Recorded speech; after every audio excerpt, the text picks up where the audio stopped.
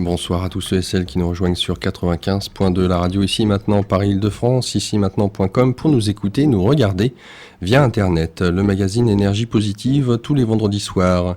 Aujourd'hui j'ai le très grand plaisir d'accueillir Laurence de Bourbon-Parme-Dufresne pour un livre, Dialogue avec l'invisible, donner du sens à sa vie, aux éditions Le Pré au Clair, Clair C-L-E-R-C-S. Laurence, bonsoir. Bonsoir Laurent. Très heureux de vous accueillir dans le cadre de cette émission Énergie Positive. Merci. L'occasion de se donner mutuellement ainsi qu'aux auditeurs de bonnes ondes, de bonnes vibrations ce soir. Absolument. Dialogue avec l'invisible. Ça annonce la couleur. Oui. La couverture très simple, tout orange, avec en fond ce qu'on pourrait deviner un soleil un peu évanescent. La couverture, c'est vous qui l'avez choisie ?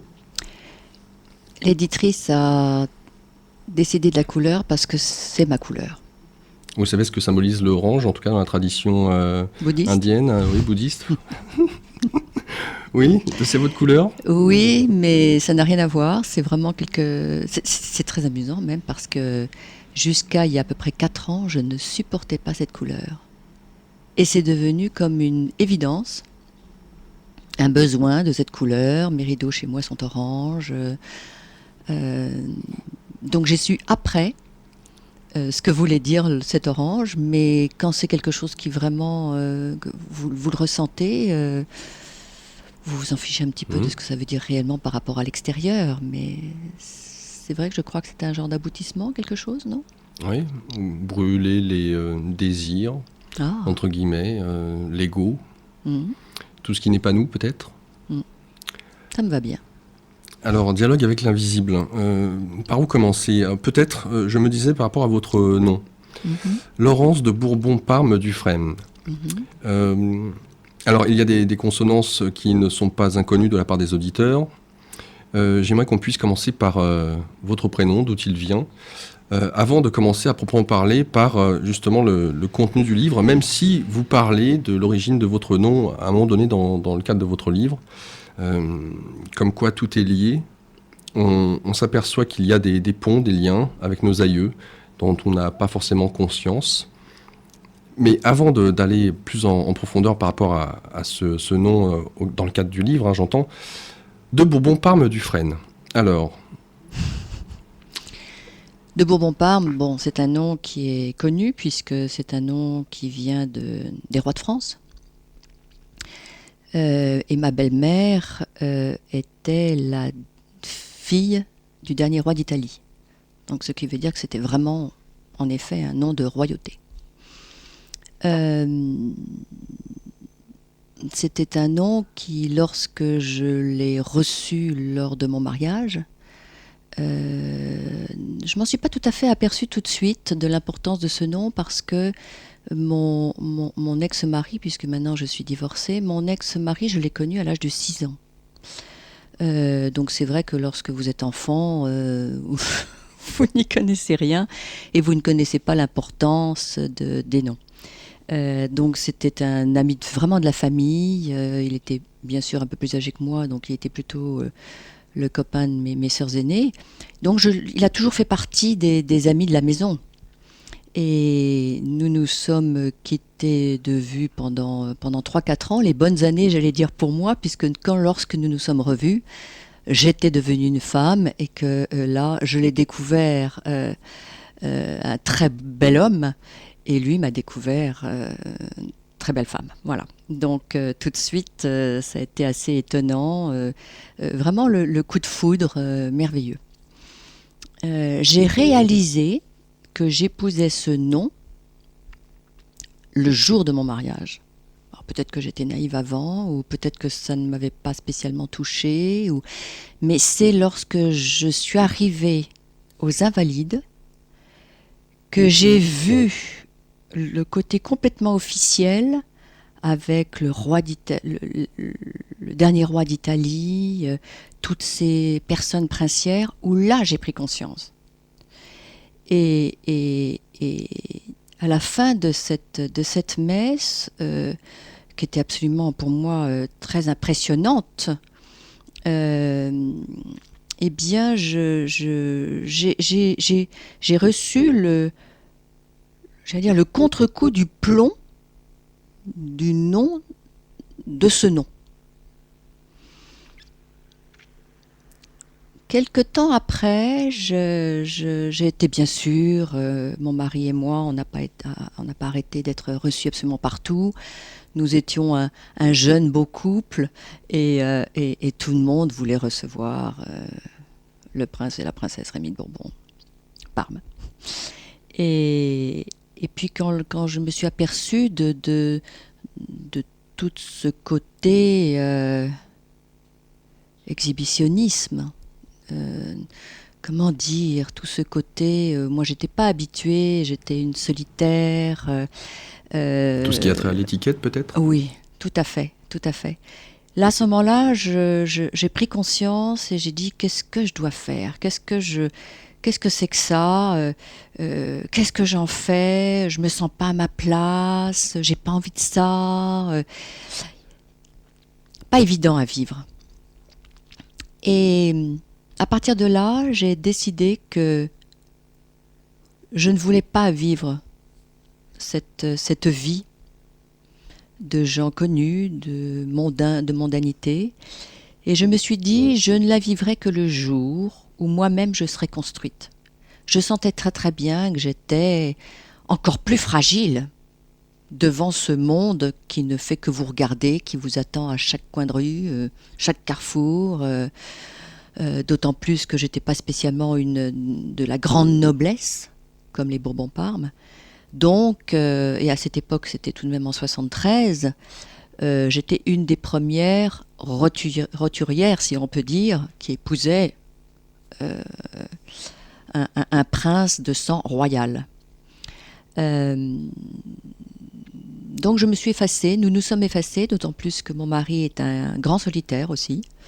Donc nous nous sommes effacés et nous avons vu une vie tout à fait de couple, de famille agréable, simple, voilà. Et vraiment, ça a été un point de départ important, c'est quand on porte un nom pareil, nous devons être un modèle. Pour être un modèle, il faut se connaître. Il faut être un témoin de quelque chose. Il faut s'être compris. Et c'était absolument pas l'état dans lequel j'étais à cette époque-là. J'étais quelqu'un de très timide, très hypersensible. comprenant rien à qui j'étais. J'avais toujours été très réservée, j'ai toujours été au contraire avec des personnes qui étaient des amies qui étaient elles qui avaient un certain charisme. Moi j'étais plutôt une grande timide. En retrait. En retrait. Est-ce qu'on vous a, à l'occasion, même peut-être vous, vis-à-vis de vous-même, à un moment donné, comparé ou assimilé dans les destins, dans une certaine mesure en tout cas, à Diana, la princesse Diana? Elle n'existait pas encore. Elle est, je sais, non, je me suis mariée avant elle. Moi, je sais que quand je l'ai regardée à la télévision plusieurs fois, je la plaignais beaucoup.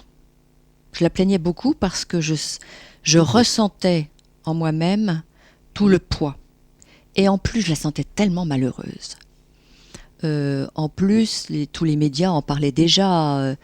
Les médias n'ont pas arrangé leur histoire. Hein. Ils étaient les premiers à dire que Charles l'avait épousée obligé. Il avait été obligé de l'épouser, que je sais pas très bien si déjà on parlait de sa liaison avec Camille. Je n'ai aucune idée, mais moi je sais que je l'ai souvent regardée et quand je la regardais, je la plaignais. Pour moi, c'était une horreur et je pense que peut-être, je me souviens plus très bien de ces dates. Je posais cette question parce que à travers la manière dont vous vous décrivez, je voyais l'image de Diana quand elle a épousé le prince Charles, de cette timidité, de ce retrait, de cette hypersensibilité qui était à fleur de peau chez elle, et de voir comment avec le temps, avec ce qu'elle a pu traverser, de ce qu'on attendait d'elle, là aussi à travers tout le milieu royal et de sa fonction, du poids qui était sur elle, un poids bien trop énorme, où cette jeune femme n'aspirait qu'à être spontanément, à l'image peut-être des romans à l'eau de rose, de l'image qu'on pouvait avoir des princesses. L'idée que je m'en faisais, en tout cas, c'était ça quand je la voyais au tout début. Et puis petit à petit, à travers toutes ces épreuves, de voir comment elle s'est trouvée, comment elle s'est cherchée, et comment elle a rayonné. Et en même temps, quand vous nous dites que vous étiez quelqu'un de réservé, en retrait, timide, et que je vous vois présentement, j'ai ouvert la porte tout de suite pour ce qui est du charisme, je peux vous dire, vous dégagez. Donc, pour faire le pont, on peut effectivement se dire que votre vie s'est faite d'expériences, pas forcément faciles, même si on pourrait croire que de naître dans un milieu comme ça, où l'argent est déjà là, déjà présent, qu'il y a des relations, un réseau, qu'on est relativement prospère, et bien que la vie est plus simple. Pas forcément. Hein. On va voir durant ce livre, c'est un témoignage. D'ailleurs, c'est en petit sur la couverture, dialogue avec l'invisible, donner du sens à sa vie, témoignage. Et c'est surtout ça, en fait, ce livre, c'est un livre de témoignage. Votre vie, non pas pour parler de vous-même, à proprement parler, et ce que je vous disais hors antenne, c'est un livre qui permet à tout à chacun, déjà d'une part, de pouvoir s'identifier à ce que vous-même vous avez pu traverser. Alors peut-être que la forme ou les formes des expériences sont différentes, mais le fond est là, est présent. Et de voir comment vous êtes arrivé petit à petit à vous connaître. Alors, d'un autre côté, on peut se dire, dialogue avec l'invisible. Ah, est-ce à dire que cette femme a eu l'occasion d'avoir une aide extraordinaire que peu de gens ont, dialoguer avec l'invisible? Ma première question serait donc de savoir à quel moment s'est fait ce dialogue. Est-ce que déjà, finalement, la petite fille que vous étiez en retrait, timide, hypersensible, eh bien, cet état d'être, est-ce que ça favorise pas déjà l'occasion alors je ne sais pas, de percevoir, d'entendre des choses que la plupart des gens n'entendent ou ne voient pas? Alors, oui, simplement, si vous lisez mon livre, et comme vous l'avez lu, c'est lorsque j'ai eu un choc psychologique que je me suis souvenu que ce que j'appelle le voile s'est déchiré. Et là, je me suis souvenu que depuis mon enfance, je suis en contact avec l'invisible.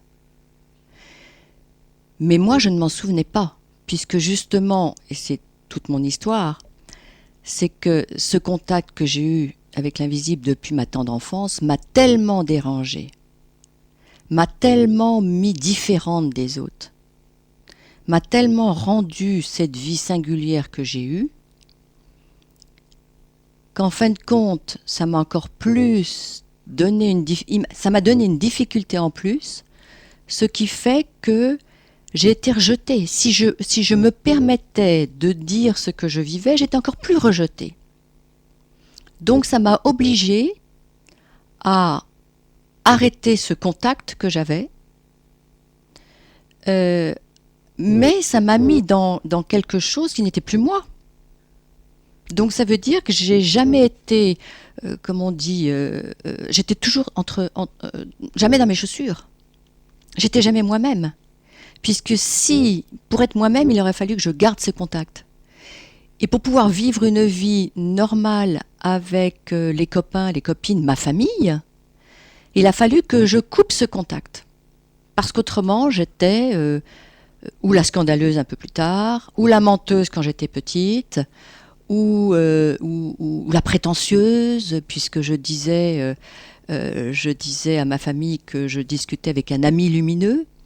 Donc tout le monde me disait un peu bizarre. Donc j'ai dû tout couper. Et je me suis simplement souvenu en 2008 de tout cela. La seule chose que je savais et qui me collait à la peau, c'est que depuis toujours, je me suis toujours posé cette question, c'est pourquoi je suis venue sur Terre? Donc pour y quoi faire? Pourquoi on est venu sur Terre? Pourquoi je suis venue sur Terre? Qu'est-ce que j'ai à y faire? Et comment je dois le faire? Bon. Mais pourquoi ces questions? Je veux dire, et toute ma vie, je me suis dit, mais pourquoi j'ai ces questions? Mais je ne peux pas me les enlever, ces questions. Et quand je me les enlevais, non, hop, elles me revenaient. Donc c'était ce perfectionnisme, ce côté chercheuse, tout le temps, à la recherche tout le temps. Et je n'étais jamais satisfaite. Parce que si je m'arrêtais à la moindre petite réponse, je recevais tout de suite intérieurement une claque en pleine figure. Non, il fallait que j'aille plus loin, tout le temps plus loin. Donc c'est très fatigant parce que ça vous met dans un perfectionnisme, dans une frustration de vie. Ça veut dire aussi que mon ex-mari et même mon compagnon d'après me connaissent grâce à mon livre. J'ai jamais pu raconter ma vie à quiconque. Personne ne pouvait l'entendre. Et mon ex-mari m'a dit, donc si je comprends bien, grâce à ce livre, je vais enfin te découvrir, d'une certaine façon. Vous voyez, donc c'est pour ça que j'étais pas moi jusqu'à au moins 94, le jour où j'ai dit, allez, je plaque tout. Je peux plus. Il faut que je comprenne. Cette spiritualité que je ne voulais pas mettre spiritualité, je ne voulais pas mettre ce mot, même pas ce mot. Parce que justement, ça aussi je raconte dans le livre, c'est que pour moi, on allait à la messe tous les dimanches, je suis d'obédience catholique, et pour moi, je comprenais rien. Et puis intérieurement, je devais déjà sentir que pour moi, cet ami lumineux, qui en fin de compte après, j'ai compris que c'était pour moi Jésus, c'était un homme d'amour, c'était quelqu'un qui m'accompagnait, qui me parlait comme on parle avec un compagnon, c'était extraordinaire. Et moi, quand j'allais à la messe ou quand on me parlait au catéchisme, c'était le jugement, le péché, à cause de nous, il a été crucifié, dès que j'entendais un sermon, c'était de la moralité, et je me disais, mais c'est pas possible, c'est pas le même. Donc pour moi, et puis je le sentais à l'intérieur de moi. C'est-à-dire que ce qui était terrible, c'est qu'en fin de compte, avant que je comprenne donc mon histoire, toute ma vie, non, mon corps se souvenait, lui. Mon corps et le ressenti de mon corps se souvenaient de mon enfance. Lui n'avait pas oublié. Donc dans mon corps, c'était comme une évidence que ce qu'on me racontait était faux. Donc je pouvais très bien dire, mais ce que vous me dites, c'est faux. On me dit, mais attends, arrête, c'est pas toi qui vas nous dire. Vous voyez ? Ouais, une sorte de dichotomie entre l'expérience que vous viviez à travers votre corps, qui pour vous était réelle, puisque vous le viviez. Tout à fait. Et mon corps se souvenait que j'avais vécu tous ces dialogues avec Jésus, que Jésus m'avait appris des choses primordiales sur la nature, sur la vie, sur le tout que nous faisions. Donc moi, dès mon enfance, je savais déjà tout ça. Donc mon corps se souvenait. Donc quand moi, j'affirmais des choses à des chamans que j'ai rencontrés, à des sages quand j'ai été en Inde, à des prêtres avant, c'est, oui, ils se disaient, et il y avait quelque chose de très juste. Et je leur disais, mais attendez, pour moi c'est une évidence. C'est-à-dire, mon corps me le dit. Mais ma tête, je ne comprends pas pourquoi je vous dis ça, parce que par contre, je n'ai aucune connaissance théologienne, je n'ai aucune culture religieuse, je n'ai pas énormément lu ce sujet-là.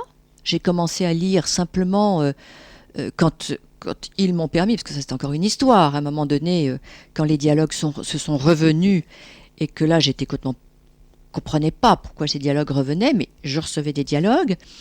On m'a demandé de ne pas lire les écrits d'autres pour que moi-même, ce que je recevais, soit pas du tout imprégné d'une science ou de quelque religion que ce soit. Donc ça a été très très très très très difficile. Et je peux dire aujourd'hui qu'en fin de compte, je ne suis heureuse et bien dans ma peau que depuis ce choc psychologique énorme qui m'a permis de déchirer ce voile et de faire le lien entre toutes les périodes de ma vie et de revoir mon enfance. Ah mais oui, cet ami lumineux, les dialogues, tout ça revenir.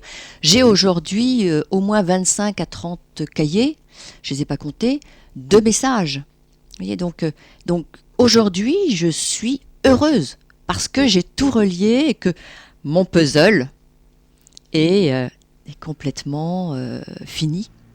Fini, oui et non, parce que on continue, bien sûr, vous l'avez compris. Mais là, maintenant, je comprends. Ça y est, je suis entière. Il y a une cohérence. Voilà. Je vis. Avant, c'était le ou. Je vivais entre deux vies. Aujourd'hui, c'est le et. Je vis entre les deux et je sais relier, je sais pourquoi je suis là, j'ai compris pourquoi je suis sur Terre, comment je dois agir, pourquoi je dois agir, et puis toute la suite de pourquoi on est là.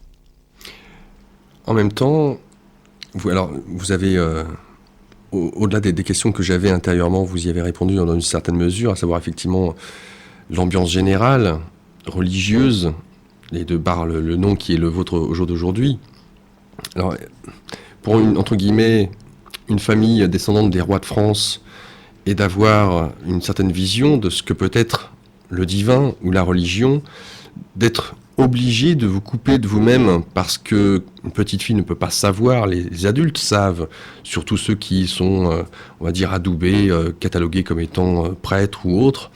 Donc forcément une certaine forme de dichotomie, un tiraillement intérieur, et votre livre, on sent parfaitement qu'il y a tout du long, enfin en tout cas moi c'est ce que j'en ai ressenti, une solitude. Autant le chemin se fait, alors déjà d'une part seul, effectivement, mais vous, d'ailleurs c'est quelque chose qui vous pèse énormément, à savoir que même si vous avez été marié, vous avez eu des enfants, vous avez pu avoir toutes sortes d'expériences, rencontrer des gens incroyables, il y a ce sentiment derrière, et même avec ce dialogue, ou avec ces dialogues, d'être seul, et de ne pas peut-être pouvoir en faire part aux autres, même si à un moment donné vous avez eu l'occasion d'être thérapeute, d'avoir un endroit particulier pour accueillir les gens qui viennent à vous, d'être dans cette communication, d'être entouré, d'avoir des gens autour de vous qui vous comprenaient, plus vous avanciez en âge, dans la compréhension de qui vous étiez. Mais malgré tout, cette solitude était toujours là.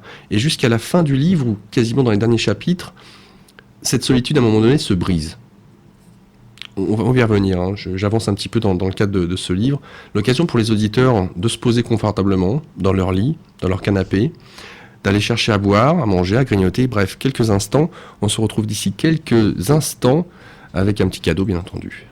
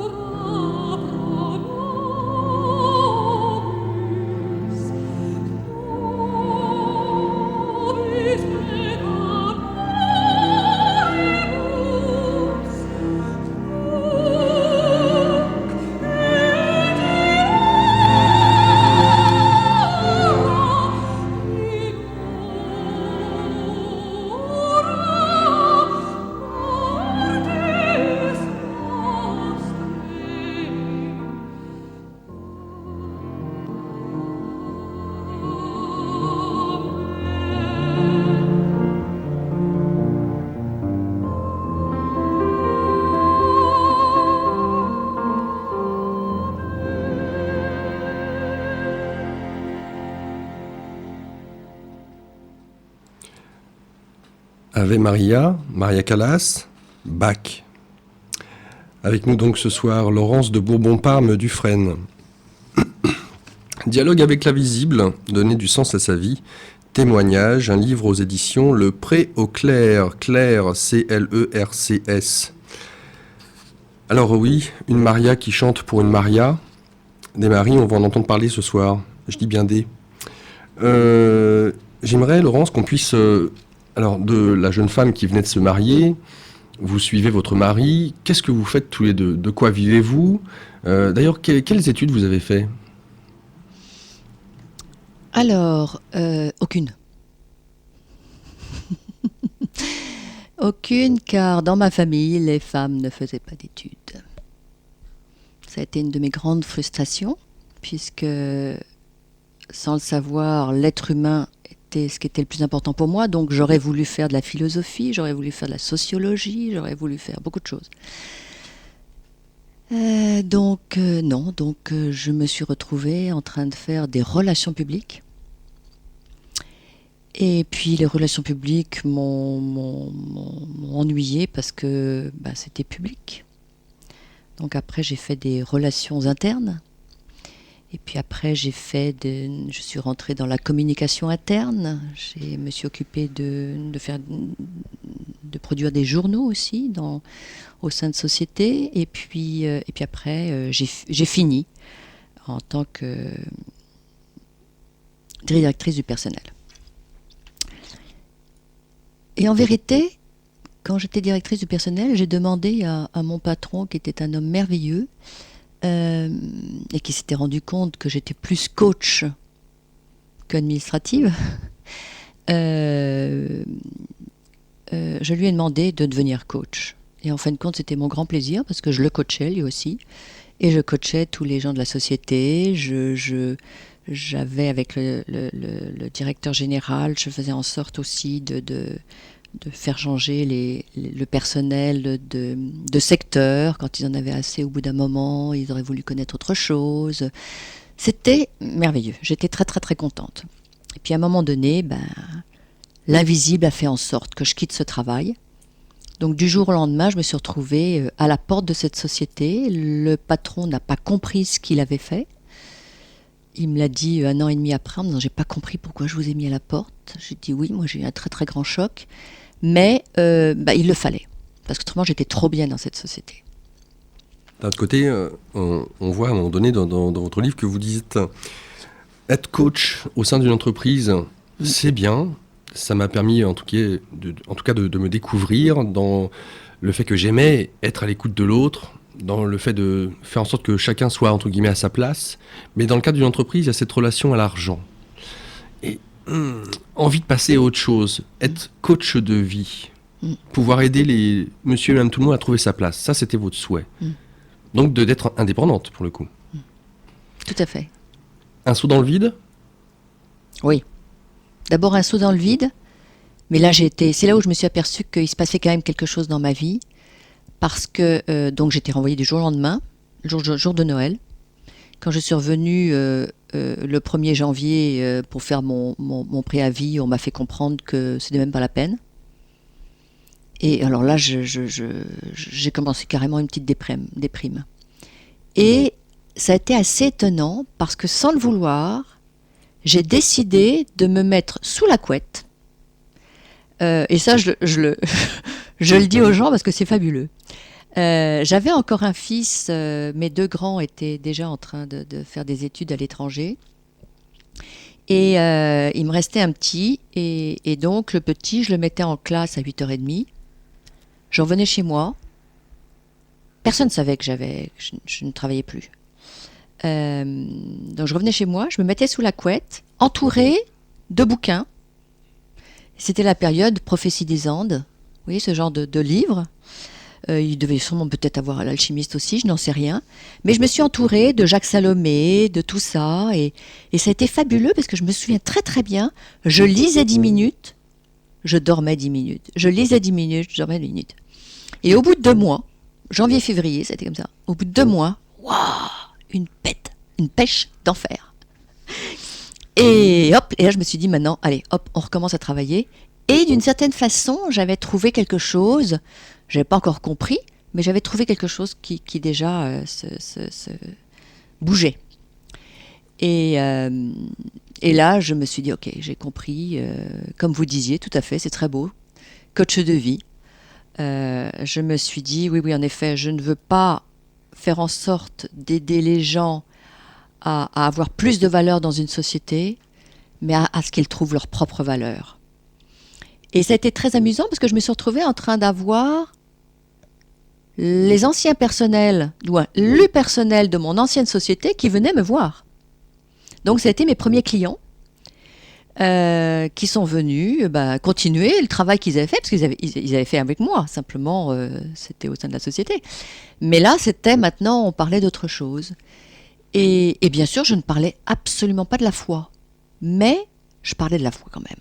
C'est-à-dire que je n'avais pas encore réalisé combien j'étais christique. Je dis bien christique et non pas catholique. Et donc, j'essayais d'aider les gens à trouver, quand je disais le sens, c'était quand même leur propre foi. Sans essayer nullement, parce que moi-même, je n'avais pas compris la mienne, sans essayer nullement de les convertir ou de leur amener quelconque idée religieuse. Et là, ça a été absolument très très beau, très très beau. Et c'est à ce moment-là, quelques mois après, où j'ai reçu ma première... Claque. Ma première. Elle est très physique pour le coup. C'était en mai 99. Alors vous avez fait des demandes, de nombreuses demandes, avant de sauter dans le vide. Alors, et c'est ça qui peut paraître curieux. Alors coach de vie ou coach spirituel, comme vous le dites, vous avez un travail de prime abord. On pourrait penser que, en plus de surcroît d'avoir vos anciens collègues qui viennent vous voir alors que vous êtes indépendante, quelles sont vos demandes? Vous pourriez dire, finalement, cette femme a tout pour être heureuse.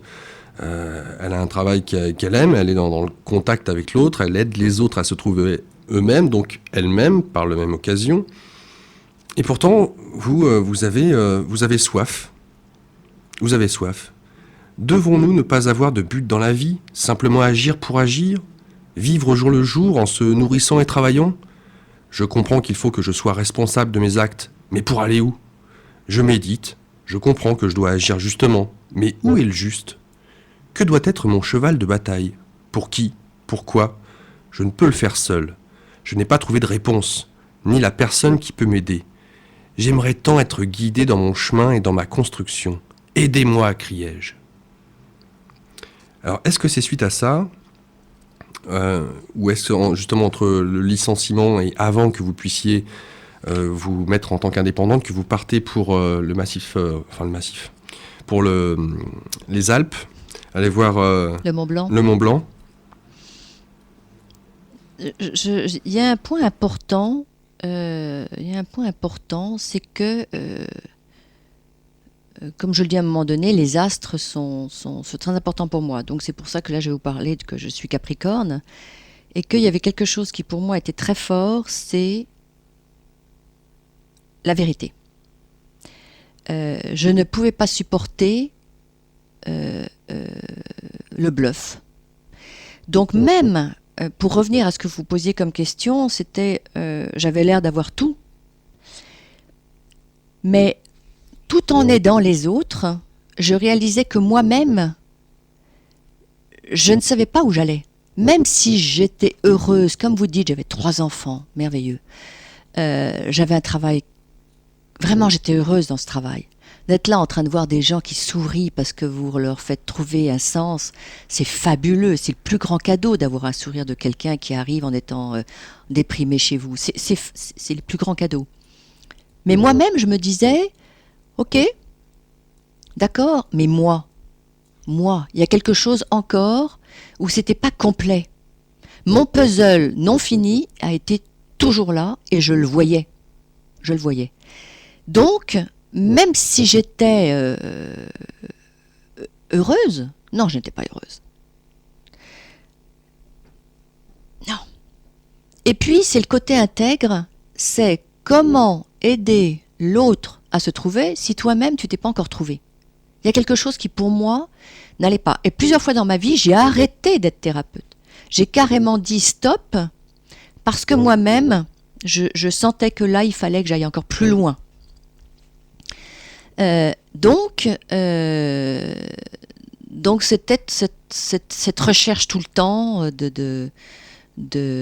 ce au secours était parce qu'à un moment donné,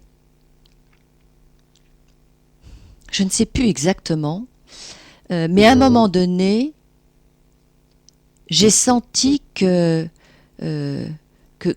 Jésus, parce que malgré tout, lorsque vous travaillez, même si vous lisez Coelho ou les autres, il y a un moment donné où Jésus, on parle de Jésus tout de même, je veux dire, on en parle de cet homme. Donc à un moment donné, je sentais quand même que lorsque je parlais de Jésus, ou que lorsque je prononçais le mot de Jésus, ou bien il m'arrivait d'avoir envie de rentrer dans une église, je me sentais bien. Donc il me travaillait, lui, ce Jésus. J'étais pas d'accord avec tout ce qu'on me racontait de l'extérieur, hein, tous les hommes d'église, mais moi, il me touchait, cet homme, et je ne comprenais pas. Et il m'est arrivé plusieurs fois, je m'en souviens très bien, c'était même avant 94, où j'étais à ce moment-là en couple, et je me suis retrouvée d'un seul coup, à un moment donné où j'allais mal, parce que ça arrive aussi en couple d'aller mal, eh bien, de prendre la Bible. Et là, j'étais étonnée de lire la Bible, moi qui ne voulais pas en entendre parler, mais quand même, je lisais la Bible et je lisais les évangiles et j'étais heureuse en lisant les évangiles. Quand je lisais ces paraboles, c'était pour moi des contes extraordinaires et ils me remplissaient.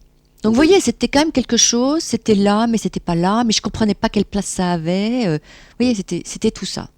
Donc c'est vrai qu'à un moment donné, quand j'ai crié, quand j'ai appelé au secours, je pense que inconsciemment et consciemment, les deux en même temps, j'appelais le Seigneur, j'appelais quelque chose qui était que je ne comprenais pas, mais qui était quand même bien là, mais qui n'était pas là. Vous voyez, c'était difficile, je ne savais pas. Mais il était déjà... parce que je me souviens très très bien qu'un jour, lorsque j'ai fait, en 94, la première chose que j'ai faite, c'est d'aller faire un stage qui s'appelait « Qui suis-je » et une femme qui était notre animatrice, un jour me prend de côté et me dit « Mais Laurence, est-ce que vous réalisez...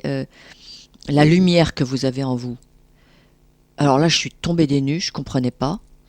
Et puis, vous savez, à la fin des stages, chacun dit un petit peu ce que pense chacun de chacun, voilà. Et moi, ça a été unanime. À chaque fois, c'était « Mais tu as une foi incroyable, mais quelle force tu as quelle force intérieure tu as. » Une autre, c'était « Mais tu te rends pas compte la lumière que tu as. » Et moi, j'étais ahurie. Et donc, cette femme m'a dit à un moment donné, si vous voulez, nous allons continuer à travailler ensemble, comme ça, c'était vraiment bénévolement, pour que je vous explique, parce que vous devez vous trouver. Et j'ai continué, et je me suis aperçue que c'était une sœur habillée en laïque. Et c'est elle qui m'a dit à un moment donné, mais arrêtez de renier la foi que vous avez. Et là, je suis tombée complètement des nues. Et c'est là où elle m'a dit, mais attendez, allez voir de ce côté-là. C'est énorme. Donc, vous ne comprenez pas, mais c'est inscrit en vous. Voyez. Donc là, j'ai commencé, je sais que là, j'ai hurlé, j'ai appelé en disant, je ne comprends pas. Qui vous êtes? Où est-ce que vous êtes? Est-ce que Jésus est mort? Dieu, mais où est-il? Un ras-le-bol général. Ras-le-bol général, j'écoutais maintenant. Et puis moi, je suis très comme ça. J'aime bien envoyer des défis. Donc, c'était, bon, bah écoutez, si vous existez, maintenant, vous y allez, quoi. Moi, maintenant, ça va, quoi. On est là en train de tous se déchirer, les guerres des religions, les machins, les trucs. Si vous êtes là, bah vous êtes là. Et faites un signe. Donc, il y a quelque chose, ça a été très souvent. Je me suis très souvent engueulée avec Marie-Madeleine. Et qui m'a donné des signes concrets. Et ça, mais ça, je raconterai un peu plus tard. quelque chose de fabuleux. Ça, je me souviens de vous le raconter. Parce que ça, c'est quelque chose d'extraordinaire. En fin de compte, nous sommes égaux à un moment donné. Quand on a fait tout un travail, il nous demande d'être égaux. Pas égaux. Attention, hein, je ne me prends pas du tout pour... Nous sommes égaux.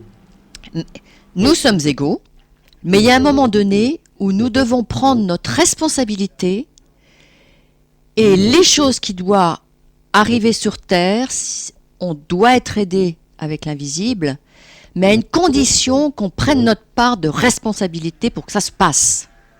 C'est-à-dire qu'à un moment donné, il faut comprendre que leur signe doit passer par notre incarnation.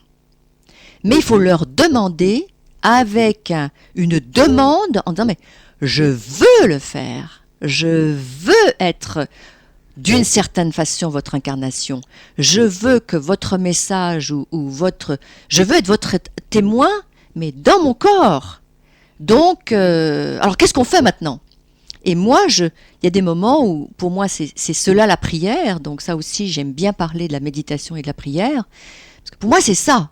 C'est vraiment, on est dans l'action et on y va, on parle. En ce moment, nous sommes en train de parler. Hein, vous-même et moi, on est là. Bon, ben moi, je fais de la même chose avec Jésus, avec Marie-Madeleine. C'est bon, je m'assois, je m'installe et je dis, alors maintenant, qu'est-ce qu'on se dit? Qu'est-ce que vous voulez m'apprendre? Et puis je suis à l'écoute, mais je suis à l'écoute dans l'action. Tandis que la méditation, je suis dans une écoute passive. Je laisse tout tomber, je lâche, et j'essaie de savoir ce que l'univers, ce qui m'entoure, va me passer comme message. C'est deux choses différentes. Mais aujourd'hui, on doit être dans l'action pour que les choses arrivent. Si on veut que des choses concrètes, que nous appelons miracles, se passe sur cette terre, on doit prendre la responsabilité que c'est par nous que ça arrive. Alors pourquoi le Mont Blanc? Pourquoi avoir décidé à un moment donné justement de ce ras-le-bol, besoin de respirer, Chamonix, justement le grand air, la montagne, c'est bien, mais le Mont Blanc plus particulièrement? Eh bien, c'était très bizarre ça aussi. C'est, sans le savoir, j'étais obsédée par le Mont Blanc. Obsédée. Et dès qu'on me disait Mont Blanc, hop, j'avais un sourire intérieur, il y avait quelque chose qui se passait en moi. Je ne comprenais pas. Et je me disais, oui, d'accord, ok, quand j'étais petite, je suis tombée malade. J'avais un voile au poumon, donc j'ai dû partir entre 6 et 8 ans là-bas. Mais j'ai pas été si malheureux, j'en sais rien, je me souviens pas d'avoir été si malheureuse que ça. Alors c'est vrai que le home d'enfant où j'étais était en face du Mont Blanc, mais pourquoi est-ce que le Mont Blanc m'a tellement marqué? Et c'est lorsque le voile s'est déchiré que j'ai compris l'histoire du Mont Blanc. C'est que par l'intermédiaire du Mont Blanc, qui était donc quelque chose de physique, une montagne, eh bien Jésus me parlait. Mais bien sûr, je me suis souvenu de cela en 2008. Et Jésus m'a donné ses premiers messages réels par le Mont Blanc. C'est-à-dire que, comme j'étais petite, j'avais 6 ans, que j'étais extrêmement triste. Je ne comprenais pas pourquoi ma maman m'avait abandonnée. Pourquoi elle m'avait laissé partir si loin, toute ma famille, ils étaient tous ensemble. Et moi, je me suis retrouvée 2 ans, en ne les voyant que pour les grandes vacances et les vacances de Noël, toute seule. Donc je ne comprenais pas cet abandon. Je l'avais pris comme quelque chose de invraisemblable. Comment une maman pouvait laisser son enfant partir? Et donc j'ai dû tellement pleurer que là, Jésus, avec qui je parlais depuis mes 3 ans, et peut-être même avant, est venu me parler. Mais moi, j'avais besoin, comme j'étais seule et triste sans ma famille, j'ai eu besoin que ce Jésus soit physique. Donc, je voyais ce Mont Blanc. Et le Mont Blanc est devenu réel. L'incarnation de la voix. Alors, vous y allez, et en même temps, vous y allez parce que vous avez fait cet appel.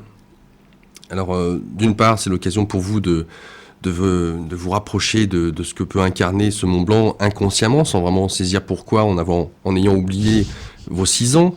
Mais en tout cas, vous dites quelque chose de très intéressant, puisque là, on va entendre beaucoup parler ce soir, finalement, de ce qu'incarne la religion chrétienne, catholique, judéo-chrétienne.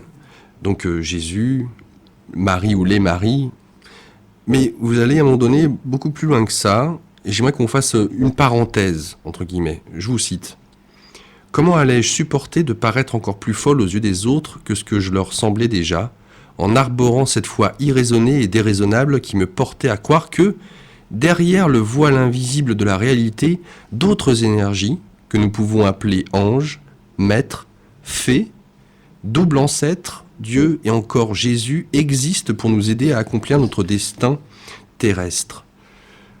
Alors vous avez nommé là, à travers ces différents noms, toutes sortes d'entités, si on peut dire, et là pour le coup pas uniquement en rapport direct avec la religion chrétienne. Alors des maîtres, des fées, des anges, oui, ok. Mais moi ce qui m'interpelle là, c'est pour le coup les fées.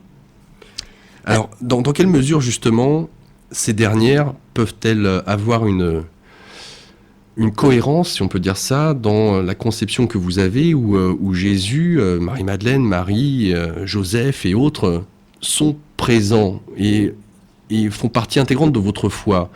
Ils sont là, certes, mais il n'y a pas qu'eux. Alors, ce livre, une des raisons de ce livre, c'est que pour moi, le message de Jésus est un message universel. Que je suis, moi, d'obédience catholique, ou donc christique maintenant, c'est une chose. Mais ce livre est pour tout le monde. C'est-à-dire que moi j'ai aussi comme patients des juifs, des islamistes, vous voyez, je veux dire que bon. Et donc pour moi, ce message de Jésus est un message d'amour. Mais il n'y a pas que les religions. Et moi, j'ai des personnes autour de moi qui croient aux fées, qui croient aux esprits de la nature. Aux esprits de la nature et tout ça. Et donc moi, je ne me ferme pas. Et je ne veux surtout pas obliger les gens à se dire elles ne parlent que de Jésus. C'est-à-dire que beaucoup de personnes reçoivent des messages ou entendent des choses par les faits. Pourquoi pas? Donc pour moi, je suis ouverte à tout. Le principal, c'est que les gens acceptent de se dire, j'entends, je peux recevoir, nous ne sommes pas seuls, l'univers nous parle. Donc que ce soit par là ou par là, moi, je n'ai absolument aucun jugement à avoir. Moi, j'ai la chance que ce soit Jésus, parce que pour moi, c'est l'être qui nous a apporté l'amour sur Terre, hein, qui nous a fait découvrir l'amour et qui a été une des personnes. Alors ça aussi, il y a beaucoup de personnes qui diront, c'est le Fils de Dieu, c'est le Messie. D'autres diront, c'est un prophète. D'autres diront, c'est un sage. Moi, je m'en fiche, mais complètement. Les gens pensent comme ça peut les faire avancer. Si pour eux, ils avancent en se disant simplement que c'est un grand sage, mais super, c'est le résultat qui compte. Moi, c'est pas du tout... je ne suis pas là en train étiquettes. Oh non, on n'est plus à cela. Et c'est ce qui crée justement les guerres de religion. C'est justement ce côté limité, hein, les frontières. Fragmenté. Exactement. Là, c'était une parenthèse intéressante que je voulais justement approfondir avec vous pour ceux et celles qui nous écoutent, avant de rentrer justement dans un monde où, pour le coup, ceux de l'Ancien Testament, enfin du Nouveau Testament, sont très présents. J'aimerais qu'on puisse revenir au Mont Blanc. Il y a en même temps, à travers les différentes lectures dont vous avez mentionné le nom tout à l'heure, que ce soit Paulo Coelho avec l'alchimiste, ou encore d'autres, on voit que vous aviez déjà une ouverture d'esprit, même si vous aviez coupé, je dirais, le fil en communication directe. Vous aviez donc soif, vous avez abordé toutes sortes de lectures, en tout cas ce genre de lecture qui, de prime abord, est initiatique. Hein. Paulo Coelho avec l'alchimie, c'est tout à fait ça, un voyage, son voyage intérieur. Et en même temps, avec la prophétie des Andes, c'est exactement dans la même, je dirais, philosophie, si on peut dire ça comme ça.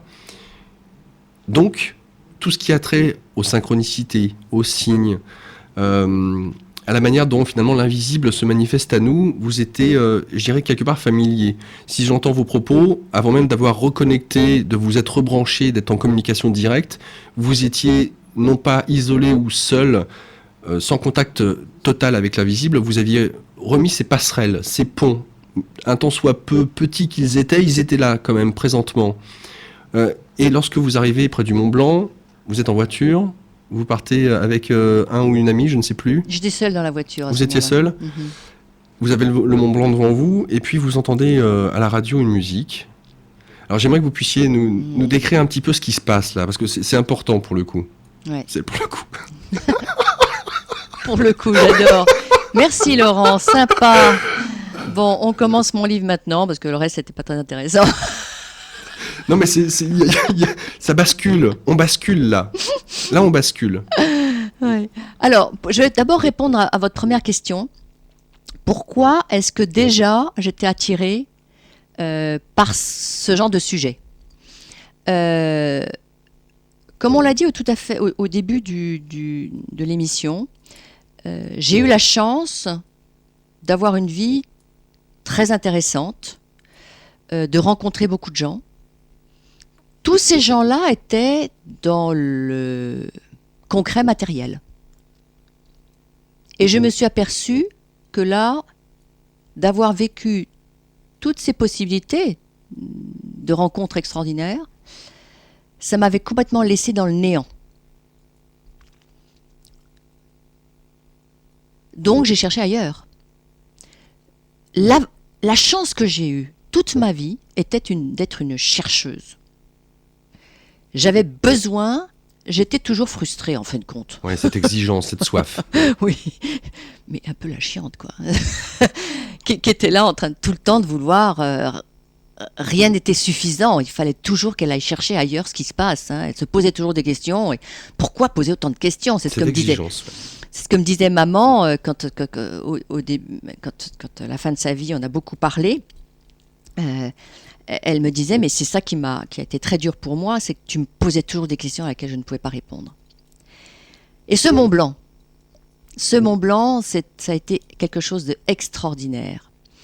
D'abord, comme vous disiez, il y a une musique qui m'a marquée et qui me marque, et qui est l'Ave Maria de Caccini, qui est d'une profondeur absolument, et qui est chantée par Inessa Galante, et vraiment c'est un pur bonheur. J'avais découvert, grâce à une amie, ce morceau de musique. Et bien sûr, quand je prends ma voiture, j'avais ce disque dans ma voiture, bon d'accord. Mais vous savez, quand il y a des coïncidences comme ça, et ça c'était incroyable, parce que j'étais, en effet, pour raconter l'histoire, je commence à être sous le tunnel du Mont Blanc, et là j'avais lu Mont Blanc 5 km, je ne sais plus très bien exactement le nombre de kilomètres. Et j'étais, comme tout le monde, au volant, mes disques passant, et au moment où je sors du tunnel, mon disque, l'Ave Maria de Caccini, se met en route, commence, et là je tombe avec le Mont Blanc dans les yeux.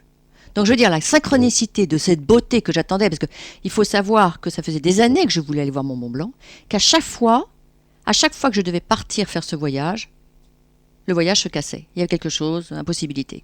Donc vraiment, je l'attendais ce voyage. Hein. Je voulais absolument aller, j'adore marcher, donc je l'attendais. Ça faisait 4 ans que j'avais remis ce voyage. Donc vous voyez, la coïncidence, donc j'attendais ce Mont Blanc, d'un seul coup il arrive, Caccini arrive. Tout ça, c'est des émotions qui me prennent. Et au moment où je suis à ce Mont Blanc, j'entends « Tu es venu rechercher ton cœur ». Là, je tombe en pleurs. Et je dis « Mais attends, je ne comprends pas ». Oui, parce que jusqu'à maintenant, tu n'as jamais su aimer. Alors là, je peux vous dire que là, c'était une horreur. Car d'un seul coup, toute ma vie est repassée et j'ai réalisé que ça veut dire que j'ai jamais su aimer. Ça veut dire que mes enfants, je les aime pas. Ça veut dire que les hommes avec lesquels les 2 hommes avec lesquels j'ai été, je les ai pas aimés. Je veux dire que mes amis, je ne les aime pas. Et là, j'ai pleuré, je pleurais. J'ai même mis les essuie-glaces en marche parce que je croyais qu'il pleuvait des cordes. C'était moi qui pleurais, et je mettais mes essuie-glaces. Et j'étais là, et je pleurais, et Caccini qui allait, et moi j'étais là, et bon, alors je me suis quand même calmée. J'étais très déçue parce que lorsque je suis arrivée à Chamonix, j'ai retrouvé mes copines et j'ai dit, vous savez, il faut que je vous raconte quelque chose. Elles n'ont rien compris à mon histoire. C'est au-dessus de leur, comprenaient pas les pauvres filles. Je comprends très très bien qu'elles comprenaient pas. Et donc, vous voulez continuer, Laurent, mon histoire ? J'imagine que vous leur racontez ce qui se passe, et notamment après avoir entendu depuis tout ce temps tu n'as pas su aimer. Voilà que après toutes ces interrogations dont vous venez de nous faire part, la voix continue, ou en tout cas la parole qui vous est annoncée continue et vous dit « Ne te juge pas, tu ne pouvais pas, tu ne savais pas, tu as tellement pleuré, tu t'es tellement accroché à ma beauté, à ma blancheur. Tous les matins j'étais là, tous les jours tu me retrouvais, toutes les nuits, entouré d'étoiles, tu venais me souhaiter une bonne nuit. Pas un seul jour je ne t'ai abandonné. J'ai toujours été là pour toi, même lorsque les nuages me cachaient, car tu savais que j'étais derrière eux et que tu ne me retrouverais qu'au premier rayon de soleil. Tu aimais tant le soleil, qui te permettait de me revoir. Avec moi, tu as appris à prendre confiance en la nature. Viens rechercher ton cœur. Tu sauras ensuite aimer, tu pourras aimer et être aimé. » Donc, forcément, vous arrivez, vous voyez vos amis, vous leur racontez. Elles comprennent rien. Je comprends. Déjà, elles ne savaient pas que je recevais ces messages. Donc, en plus de ça, je leur raconte ça. Elles me disent, oh la vache, elle est givrée celle-là. En plus, c'était deux amies merveilleuses, vraiment merveilleuses, mais qui n'avaient absolument pas la foi. Donc, vous voyez, c'était... Mais obligé de se vider, il fallait exprimer ça, c'était tellement énorme. Ah oui, mais j'ai eu un choc quand même de voir en face de moi le vide dans leur regard, parce que elles n'ont rien suivi. Mais bon, je comprends. Je vous entends pas là, Laurent. Oui, non, je parlais de mes micro baissés, je dis oui, bien sûr. Logique. Et alors l'histoire était, vous voulez que je raconte la suite ? Oui. Ah, vous voulez ? Oui. Oui, mais elles vont plus acheter mon livre. Mais si. Si, parce que là, on survole, on en parle, mais il y a les détails, hein, bien mais alors entendu. là, parce que c'est assez, parce que ça peut arriver à tout le monde, ce genre d'histoire, et c'est vrai que ce genre de signes sont quand même très très importants. Donc, j'étais venue pour marcher. J'étais venue, comme je vous ai dit, je suis une bonne marcheuse, et j'étais venue donc pour, pendant 5 jours, monter sur le Mont Blanc. Donc, dès le premier matin, nous partons toutes les trois, nous commençons à monter sur ce merveilleux Mont Blanc. Et à la fin de la journée, j'ai commencé à avoir très très mal à une de mes hanches. Et je me dis, mais je comprends pas comment ça se fait. Je marche, j'ai l'habitude de marcher, comment ça se fait ? Alors, une de mes amies me dit, bah, écoute, je vais te faire un massage, pas de problème. Elle me fait un massage, tout va bien, je m'endors merveilleusement bien. Le lendemain, je me réveille en pleine forme. Nous sommes en train nous repartons, nous marchons toute la journée. Et à la fin de la journée, au moment où on redescend, hop, c'est l'autre hanche qui me fait mal. Alors là, je commence à me poser des questions. Et bon, banco, on recommence. Ma copine me refait un massage. Le lendemain matin, je suis en pleine forme. Et nous voilà repartis. Et là, nous avions décidé de partir sur un autre coteau du Mont Blanc. Et nous arrivons en téléphérique. Et au moment où je descends du téléphérique, mes deux hanches me bloquent. Impossible de faire un pas de plus, un mal de chien. Et là, je suis folle de rage. Folle de rage, parce que j'aime marcher, j'étais sur mon Mont Blanc, bon. Et je dis aux filles, écoutez, salut les filles, moi je redescends tout de suite, il faut que j'aille voir un médecin. J'étais dans un gîte, et la femme du gîte me dit, écoutez, il y a un médecin merveilleux, je l'appelle, vous y allez tout de suite. Je fonce, et le médecin, très gentil, me prend tout de suite. Et je lui dis, docteur, donnez-moi tout de suite analgésique pour que je puisse repartir. Et il me regarde et me dit, madame, vous avez 2 tendinites, vous restez vous devez rester allongé. Je dis, mais attendez, ça, il n'en est même pas question. Je suis venue pour marcher. Vous me donnez un médicament, je repars. Madame, c'est impossible. Et là, sans rien dire, je prends son ordonnance, je fonce à la pharmacie. Et intérieurement, je suis en train de maudire mon Mont Blanc et tout le reste. Et j'arrive au gîte et je dis à la femme, écoutez, voilà, je suis clouée. Elle me dit, écoutez, vous êtes tellement amoureuse de votre Mont Blanc, je vais vous mettre une chaise longue devant votre Mont Blanc et puis vous allez rester tranquille. Je sens, Laurent, que vous avez envie de parler, de continuer l'histoire. Non, du tout. Non, je suis un petit peu voir s'il n'y a pas une citation qui appuierait ce que vous dites avant. Non, il n'y a rien pour l'instant, je vous laisse continuer, allez-y. Et là, donc je m'assois et je suis folle de rage. Folle de rage. Et je bougonne, quoi. Et à ce moment-là, j'entends. Ah, parce que tu crois que c'est en étant en train de marcher sur mon écorce que tu allais retrouver ton cœur. Oh, là, je tombe. Je fais quoi? Non, mais attends, retrouver son cœur, c'est du travail. Et c'est pas en regardant par terre que tu allais retrouver ton cœur. Alors maintenant, on s'y met. Et là, je crois que j'ai glorifié Dieu, là. Parce que je trouvais que c'était tellement fabuleux. Et là, je me suis retrouvée, mais je crois que j'ai même pleuré, là. C'était tellement extraordinaire. Et je me suis retrouvée en train de recevoir, alors, peut-être là, il y a peut-être des mots dits dans mon livre, j'en sais rien. 4 jours. C'est le temps que vous êtes resté assis sur cette chaise en face de votre Mont Blanc. Et voilà ce qu'on vous dit. Eh bien, tu vois, ce que j'ai été obligé de faire pour que tu viennes retrouver ton cœur, te paralyser. Parce que tu crois que gravir mon écorce en regardant tes pieds allait suffire pour le retrouver? Nous avons à faire ensemble un travail en profondeur. Si tu souhaites repartir transformé au travail, nous n'avons pas de temps à perdre. Et puis à nouveau, tu vas atteindre ton propre cœur, mais ce n'est pas pour te l'approprier, c'est pour t'en servir, pour servir les autres. Un cœur qui ne sert pas devient stérile. Si tu ne donnes pas à ton tour ce que tu as reçu, l'énergie devient inerte, et le jour où tu veux l'employer, elle a disparu. N'oublie jamais cela. Pense au verre d'eau. Si tu laisses l'eau stagner dans le verre, elle deviendra verdâtre, impropre à nous désaltérer, à nous purifier. Pour être vive, l'eau doit couler, se renouveler, s'aérer. Il en va de même pour l'amour. Un amour qui stagne n'est pas pur. S'il stagne, c'est que nous n'avons pas voulu le transmettre. Pourquoi sommes-nous incapables de donner de l'amour ? Continue la voix. Par peur. Peur de perdre le peu d'amour que nous avons reçu. Alors nous préférons le garder. Mais un tel amour, conservé par devers soi, devient vite stérile et creux. Il n'est plus qu'égoïsme. Que vas-tu faire de ce cœur tout neuf ? Ce cœur-là n'a pas été abîmé par la vie. Il t'attendait. Il attendait son heure. Il savait que tu viendrais. Il savait que tu ne pouvais pas vivre sans lui. Qu'un jour ou l'autre, tu allais venir le chercher. Le cœur, cet organe de vie, a confiance. Il aime, il sait. Il aime la vie. Il a le temps, puisqu'il est infini. Il est l'espérance. Il est la foi. Il a foi en l'amour, en la vie. Il ressent. Il a de l'intuition. Il est le féminin. Il est l'harmonie.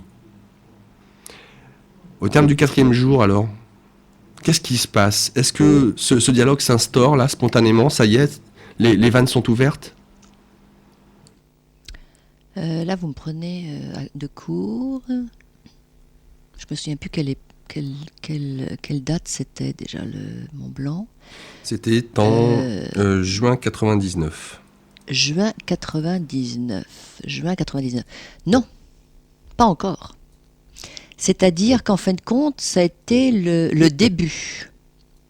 Le début de... Parce qu'il y a eu... Je me souviens plus, les claques étaient avant ? Alors justement, dans l'ordre des tendinites et des claques, je crois que les gifles étaient avant les tendinites. C'était avant. Donc en effet... Non, oui, ça y est. Je suis un peu perturbée là. Non, pas du tout. Alors, les gifles, il n'y avait eu que des gifles. Donc en effet, mais c'était deux gifles. Oh, 2 gifles aller-retour. Ah ouais. Ça, c'est retour. Ça, c'est extraordinaire. De l'inconnu, je trouve que c'est pas mal. Ah, mais ça, c'était extraordinaire. Extraordinaire parce que tout de même, en effet, quand j'ai reçu ces gifles, j'étais dans mon lit en train de lire et je m'attendais absolument pas. J'étais chez un ami et dans une chambre et puis j'étais là en train de bouquiner toute seule, tranquille. Et puis et à un moment donné, j'ai reçu 2 allers-retours. Donc comme je suis assez vive et toujours le côté qu'est-ce que c'est que ce bluff, qu'est-ce qui se passe, j'ai foncé devant une glace et je me suis aperçue que j'avais les joues rouges. Et bon, là, j'ai peut-être pas tout raconté. T'as des marques pareilles. C'est pas les stigmates, c'est les joues rouges. Les joues rouges. Non, mais là, c'était le début, en effet. Et après, il y a eu le Mont Blanc. Oui. Alors, on va avancer un petit peu parce que là, pour le coup, c'est le début ou en tout cas, ça y est, la communication téléphonique, peut-on dire, est rétablie. Au-delà de l'ego et de la femme qui veut gravir cette montagne par le souvenir qu'elle peut en avoir en étant petite fille, là, pour le coup, elle doit se poser, s'asseoir en contemplation devant cette montagne, certes, mais elle reçoit des messages. Ce qui est intéressant, c'est que de prime abord, vous ne dites pas, ce qui aurait pu être pour moi une évidence, hein, mais qui me parle ? Vous ne posez pas tout de suite la question. Vous dialoguez avec, entre guillemets, une voix. Reste à définir si l'adulte que vous êtes à ce moment-là se dit, mais est-ce que c'est pas moi qui est en train de me faire un film ? Qui me parle ? Comment puis-je savoir que ce n'est pas moi qui me parle à moi-même ? D'où viennent ces voix ? Vous la posez cette question, mais beaucoup plus tard. Je crois que chronologiquement parlant, le Mont Blanc n'était pas en 99. Je crois que le Mont Blanc est en... Je crois que dans le livre, le Mont Blanc est après 2001 ou 2002. C'est-à-dire que, si vous regardez le livre... Non, je crois que c'est pas 99. Si les deux gifles en 99. Oui, les 2 gifles sont en 99. 2001, mais le Mont Blanc... 2001, parce que par la suite, vous allez voir votre ami Dominique, voilà. qui est astrologue. Voilà. Le Mont Blanc s'est passé avant 2001 avec Dominique Ozenop. C'est ça. Non, la question n'est... Non, parce que au tout début, pour moi, c'était... Alors, il y avait 99. Excusez-nous, excusez-nous, les auditeurs. À partir du moment où j'ai entendu les gifles, où là j'ai senti, quand j'ai les gifles, je savais que c'était Marie. J'avais senti complètement son énergie. J'ai senti son manteau. Donc pour moi, le Mont Blanc était quelque chose de doux. En effet, je n'ai pas du tout réfléchi à savoir qui que quoi. C'était comme si c'était le Mont Blanc avec mon cœur qui me parlait. Mais j'étais tellement ahurie par la douceur, je me suis pas posé de questions. Pour moi, non. C'était la nature qui me parlait. C'était quelque chose de très naturel. Donc je n'ai pas du tout à ce moment-là mis un personnage. C'était une suite avec Marie. C'était non, c'est après où là il y a eu vraiment des initiations très très importantes et là je me suis dit non, là c'est plus cette douceur, ce n'est plus ça devenait plus fort. Là, c'était l'amour qui me parlait. Là, c'était quelque chose de doux et je me suis pas posé de questions. Alors, à quel moment, donc, est-ce que vous vous rappelez à quel moment justement vous posez cette question, mais qui me parle ? Alors là, c'est après l'astrologue. Donc là, pour moi, j'ai été voir cet ami astrologue parce que peut-être à cause de ma solitude, peut-être à cause de tout le temps, les étoiles. J'aimais regarder les étoiles. Donc pour moi, les étoiles, la nature, on faisait partie de notre vie. Donc à un moment donné, j'ai eu besoin d'aller voir une astrologue dont j'avais entendu parler. Et cette femme m'a surpris dès les premiers instants. Car dès les premiers instants, elle m'a raconté tout ce qui s'était passé dans ma vie, mais terrestrement parlant. Hein. la cassure avec mes parents. C'est-à-dire que quand j'ai la cassure, c'est Saint-Gervais-la-Montagne. Elle m'a parlé de mes divorces, elle m'a parlé de mes enfants. Elle me parlait vraiment, mais avec des dates très précises. Et j'avais été la voir. Là, je travaillais encore. Et j'avais été la voir parce que je voulais comprendre. Il y avait quelque chose qui n'allait plus, j'en avais plein la tête, je ne savais plus du tout où j'en étais. Et je me posais des vraies questions sur peut-être que l'astrologie va me donner Une direction. une direction. Et en effet,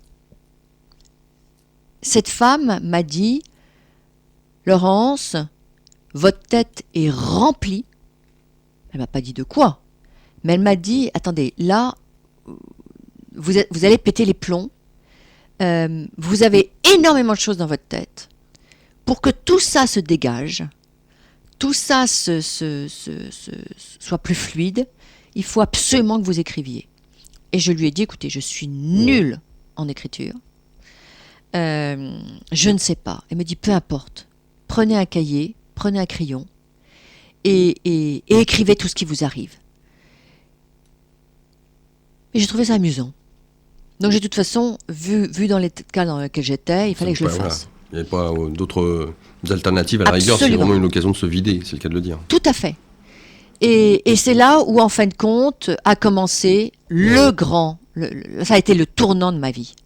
Grâce à elle, ça a été le grand tournant, puisqu'à ce moment-là, je suis rentrée chez moi, et j'ai écrit. Je savais que j'avais 3/4 d'heure devant moi, puisque mon fils revenait de classe.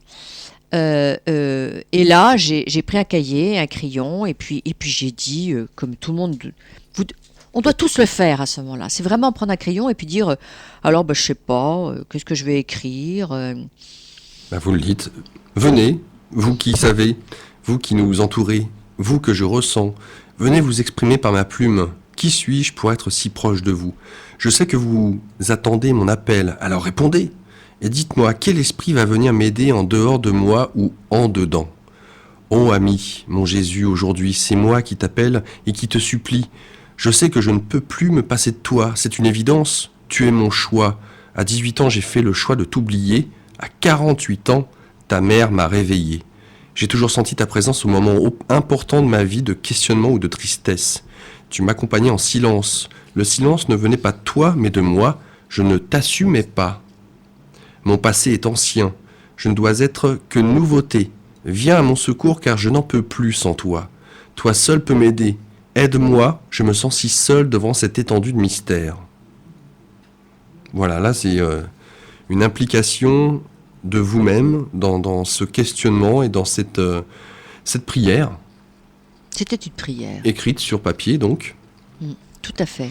Est-ce que vous avez eu l'occasion, peut-être avec le... Je ne sais pas si vous avez lu Conversation avec Dieu de Neale Donald Walsch. Dans quelle mesure est-ce que vous peut-être assimileriez finalement cette conversation qui a commencé lorsque vous avez vous posé vos questions sur papier, mis cette prière, de même que Donald a fait cette prière, mais vous, si vous existez, avait-il écrit, mais montrez-vous, si Dieu t'existe, montre-toi.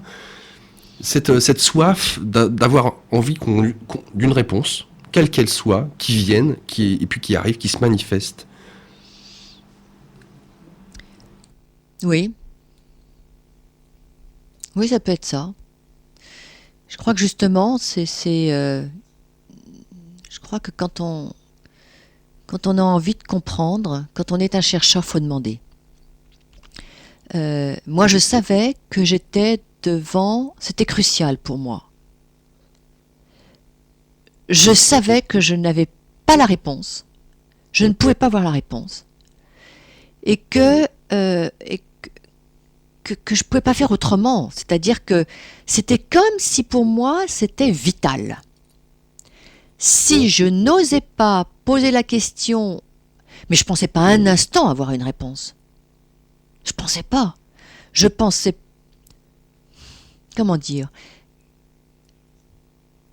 Qu'est-ce que j'aurais pu attendre à ce moment-là? Peut-être un signe ou peut-être... mais je ne m'attendais pas à recevoir ce que j'ai reçu. Pour moi, c'était je suis en train de me remettre là. Parce que là, Est-ce qu'on peut parler d'écriture automatique? Dans quel j'entends votre corps au moment où vous avez eu la réponse, que vous avez vous-même écrite pour le coup. Ouais. Votre corps l'a écrite. Mais est-ce que vous avez... Alors, parce qu'à un moment donné, vous n'avez même pas su que vous aviez écrit Non. la réponse. Tout à Ce n'est fait. que le lendemain matin, vous ouvrez votre cahier. C'est le soir après avoir couché mon fils, où là, je me suis dit, parce que quand mon fils est arrivé, tout de suite j'ai entendu la porte claquer, et j'ai vu que j'avais écrit une quantité de pages.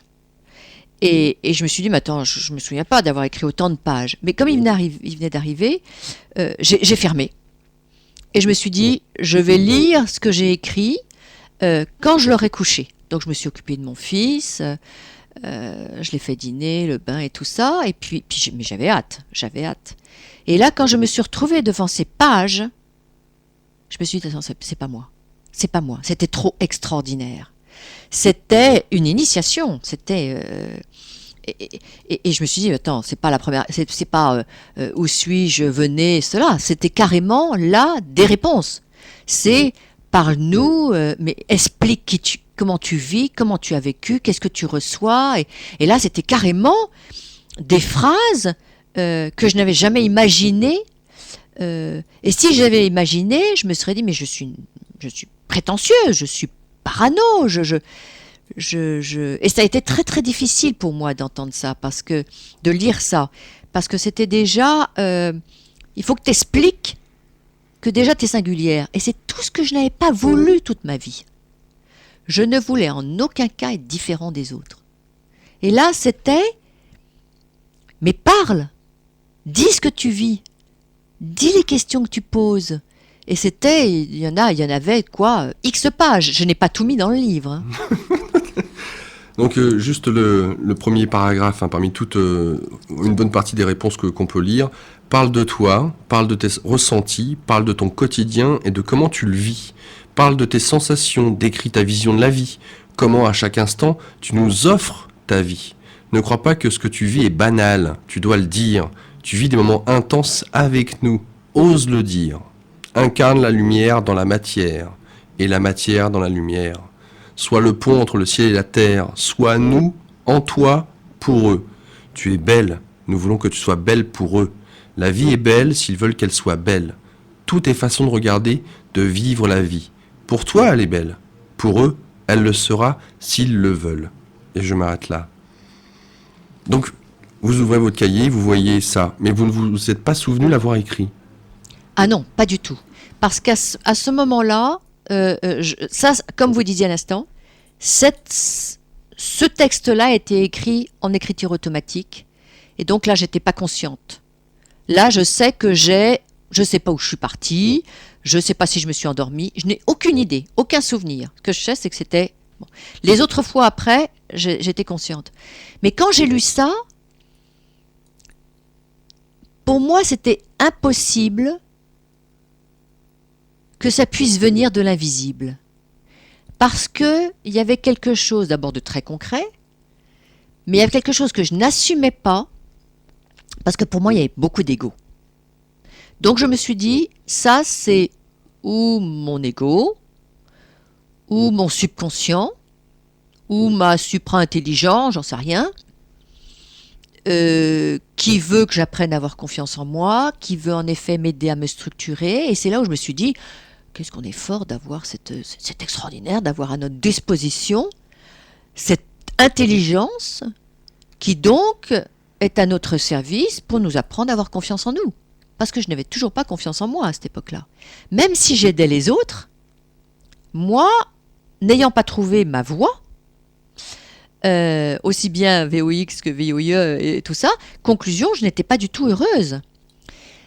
Donc pour moi, c'était une évidence que c'était mon subconscient, parce que ayant lu certains livres comme justement tous les livres dont nous avons parlé tout à l'heure, on nous apprend à avoir Jacques Salomé, qui était un des livres des références. C'était ayez confiance en vous, apprenez qui vous êtes, c'était tous ces trucs-là. Donc moi, c'est ce que j'ai fait. Je savais que j'avais pas confiance en moi, donc je me suis dit c'est mon supraconscient qui m'aide à me structurer. Jusqu'au moment où, tout en écrivant, mais complètement là, les yeux ouverts et consciente, à un moment donné, mon supraconscient me fait écrire « Mais tu me demandes pas qui je suis ». Et là, je tombe des nues, parce que pour moi, la question ne se posait pas.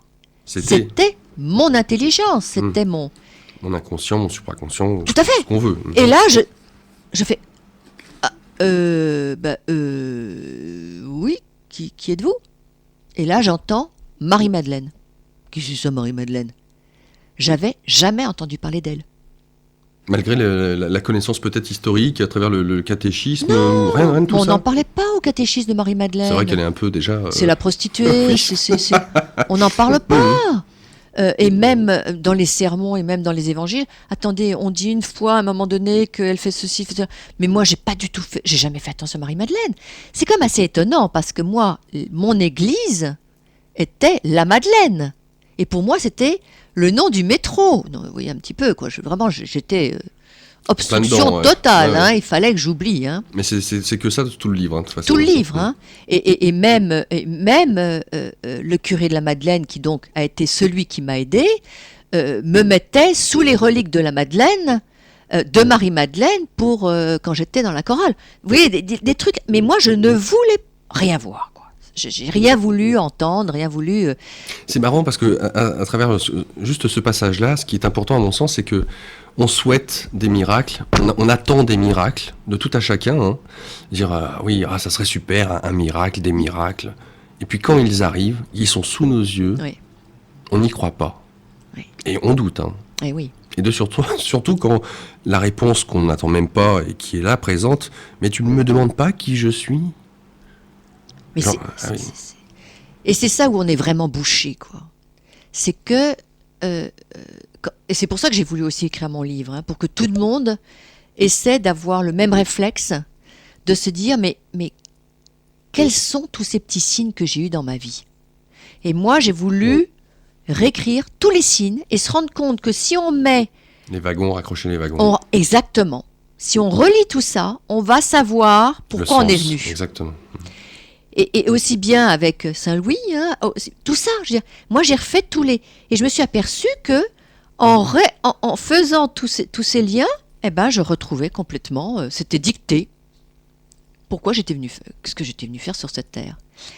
Et donc, en effet, à ce moment-là, Marie-Madeleine, elle m'a expliqué. Moi, j'ai dit non d'abord. Et puis, il y a eu des concours de circonstances extraordinaires. Moi, j'ai dit non, mais attendez, ça va quoi. Là, j'ai eu très peur parce que toujours le côté Capricorne, où les Capricornes n'aiment pas le bluff. Ils sont très durs, les Capricornes. Ils sont costauds. Un signe de terre. On est concret. On n'aime pas le mensonge. Bon. Et moi, j'ai dit, bon, alors d'accord, ça c'est bon. Alors Marie-Madeleine, et puis quoi encore? La disciple du Christ. Non, et puis quoi encore? Tu veux pas non plus. Puis, bon. Donc là, j'ai fait stop. Là maintenant, c'est mon ego, je suis parano, je suis prétentieuse. Déjà, on m'avait dit, vaguement, quand j'avais dit que je recevais des messages, on m'a dit, attends, Laurence, ça va pas quoi de la tête, il va falloir quand même que tu redescendes sur terre, que voilà. Et donc, j'ai fait non. Ok, écoutez, vous avez été très gentille, j'ai pris mon cahier et j'ai fait fin. Mais ils avaient décidé que c'était pas la fin. Et donc, quelques jours plus tard, il y a eu 2 signes extraordinaires. Un premier signe, c'est que j'ai été voir un masseur qui lui, était aussi un petit peu voyant, mais il savait sentir les choses et sentir les âmes. Un homme absolument remarquable qui a un côté très chamanique et qui me dit à un moment donné en me massant oh mais dites donc, vous avez une âme près de vous qui est d'une très très grande lumière, je la sens à côté de vous et cette femme va venir mais je crois, me dit mais je crois qu'elle est déjà là et cette femme va vous aider, vous avez beaucoup de chance, cette femme va vous aider à vous structurer, à vous connaître. Alors là, moi, je me souviens tout à fait, et c'est ce que j'ai écrit dans mon livre, tout mon corps n'était qu'un point d'interrogation. Parce que là, j'ai été bluffé. J'ai fait, mais c'est pas possible. Et j'ai fait, ok, d'accord, mais je voudrais encore un signe. Ah, hein, il en faut, hein. Ah ouais, ah non, non, j'étais coriace, hein. Et quelques jours plus tard, je reçois 3 couples à dîner. Donc 3 couples veut dire 3 femmes, entre autres, avec leur mari. Et les 3 femmes arrivent toutes les 3 avec le même livre, La femme innombrable de Jean-Yves Leloup. Et qui parle de Marie-Madeleine. Et c'était Marie-Madeleine. Et là, je suis scotchée. Là, je dois devenir blême. Et je dis à mes amis, vous pouvez m'expliquer pourquoi vous m'avez apporté toutes les 3 le même livre. Donc, chacune me donne le pourquoi. Et je fais, ok, là-haut, je fais, ok, d'accord, j'ai compris, je crois que je vais quand même l'écouter. Et c'est comme ça que j'ai commencé à écouter cette sainte femme et qui est devenue une amie, une guide, une compagne, une sœur, et qui m'a accompagnée pendant plus d'1 an. Alors ça, c'est la première Marie, hein, Marie-Madeleine. Mhm. Alors, vous avez parlé de Marie, la mère de Jésus, à un moment donné, vous avez parlé de cette force qui, pour le coup, par la suite, c'était pas cette couleur-là. Il y avait beaucoup de douceur et autres. Est-ce que cette douceur, justement, était celle de Marie-Madeleine, une fois qu'elle s'était identifiée? Est-ce que c'était la même... Non, pas du non tout, pas du tout. Marie-Madeleine, c'est vraiment la femme moderne. Elle est dans l'action. Elle est d'abord quelque chose de très vif, de très jeune. Elle pourrait vivre aujourd'hui. C'est vraiment un dynamisme, une superbe lumière, mais elle est là, puis elle est joyeuse, elle est très active, elle est très dans le mouvement. À la différence de Marie, qui elle est enveloppante. Elle enveloppe, elle a une voix tout à fait différente, une voix plus profonde. Elle parle plus doucement. Marie-Madeleine parle plus vite. Elle est vraiment dans l'action, Marie-Madeleine. Marie, elle est force intérieure. Une force intérieure. Oui, elle a une force intérieure. Pour moi, aujourd'hui, c'est vraiment la Terre. Mais la Terre, dans toute sa beauté bleutée, hein, on dit que la Terre, notre planète est bleutée. Hein, Eh bien, pour moi, Marie, c'est notre mère, la Terre. Elle est là, mais elle est enveloppante. Elle a une douceur.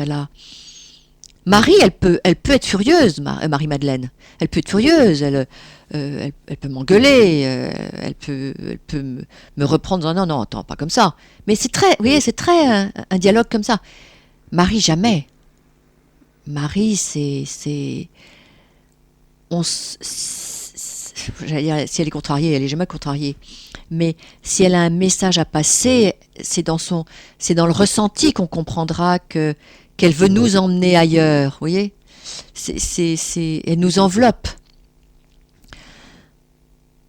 Marie-Madeleine, on peut se permettre un dialogue, à dire « non, je suis pas d'accord » ou « attends, j'ai pas compris ». Marie, on comprend tout ce qu'elle dit. Parce que tout se passe dans le corps, tout se passe dans... C'est intense, c'est... Ouais, ça vient des profondeurs. Ouais. Je ressens ce que vous voulez dire, la distinction entre les deux. Vous voyez ? Laurence de Bourbon-Parme Dufresne avec nous ce soir pour ce livre Dialogue au pluriel avec l'invisible, donner du sens à sa vie, témoignage, aux éditions Le Pré au Clair, Clair C-L-E-R-C-S. Laurence, si vous pouviez finalement synthétiser, façon de parler, hein, de toute façon on va avoir l'occasion d'approfondir aussi, ce que vous a enseigné Marie-Madeleine, d'une manière générale, puisque une fois qu'elle passe le flambeau à Marie, c'est autre chose, oui, à l'image de ce que vous venez de nous dire dans leur personnalité ou leur couleur, leur tonalité. Marie-Madeleine, de ce qu'elle a pu tenter de vous transmettre, de ce qu'elle vous a transmis. Pour commencer à faire ce chemin, il faut se connaître. Très souvent, les personnes qui vont mal se disent je vais me mettre dans l'humanitaire. hein. Donc je vais aller me donner. C'est pas tout à fait le chemin. Et voilà, Marie-Madeleine, c'est te connaître. Te connaître, te reconnaître, t'aimer. Car on ne peut pas aimer l'autre si on ne s'aime pas. C'est pas du nombrilisme, c'est afin de pouvoir se donner. Et Marie-Madeleine, c'est cela. C'est te connaître. Mais te connaître dans ton quotidien, dans ton corps, et t'apprendre comment chaque jour tu vis ta vie. Marie-Madeleine aujourd'hui, elle continue à être à côté de moi. Si par hasard elle m'a appris à faire ma vaisselle, à éplucher mes pommes de terre. Des choses aussi simples, est-ce à dire que vous ne saviez pas le faire? Qui pense à l'au-delà, à l'invisible, se met en relation avec l'invisible quand il fait sa vaisselle. On est persuadé que c'est au moment où on doit méditer, où on fait sa prière, que là on se met en relation, mais pas du tout. C'est à chaque instant de sa vie. Nous sommes entourés de l'invisible. L'invisible. En vérité, l'être humain est au milieu de l'invisible. C'est nous qui sommes des, entre parenthèses, intrus au milieu de cet invisible. Donc, c'est à chaque instant. On n'est pas obligé de s'arrêter. Moi, je ne dis jamais au revoir et bonsoir à Jésus avec lequel je parle toute la journée. Je dis jamais au revoir.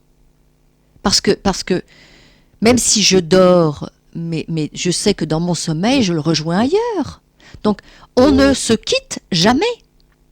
Il y a simplement, ce que j'expliquais au début, c'est que dans la méditation, je décide à un moment donné de rentrer dans une passivité, à lâcher prise et de dire, allez, j'écoute tout ce que l'univers, Marie, Marie-Madeleine, Jésus ou les anges, ou comme je disais tout à l'heure, chaque personne a son guide. Donc là, dans la méditation, voilà.